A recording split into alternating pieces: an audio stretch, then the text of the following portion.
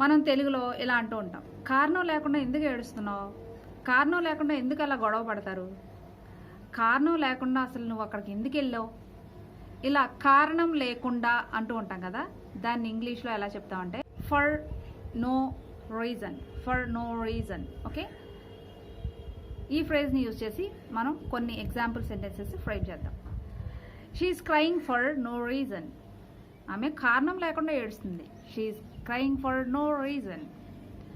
Okay, they are quarreling for no reason, they are quarreling for no reason, వాళ్ళు కారణం లేకుండా గొడవ పడుతూ ఉన్నారు. He was blaming me for no reason, అతను నన్ను నిందిస్తున్నాడు కారణం లేకుండా. He was blaming me for no reason. లేకపోతే he was scolding me for no reason, she is scolding me for no reason, ఆమె నన్ను తిడుతుంది కారణం లేకుండా.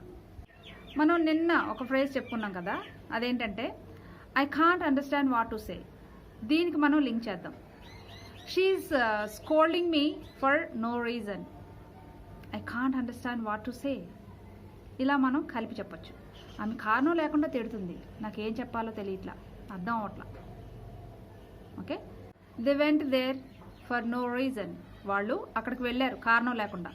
They went there for no reason, కారణం లేకుండా వాళ్ళు వచ్చారు, కారణం లేకుండా వాళ్ళు వెళ్ళారు, కారణం లేకుండా వాళ్ళు గొడవ పడుతున్నారు, కారణం లేకుండా ఆమె ఏడుస్తుంది.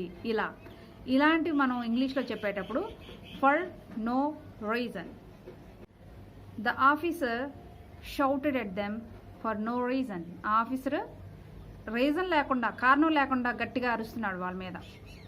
He shouted at them for no reason.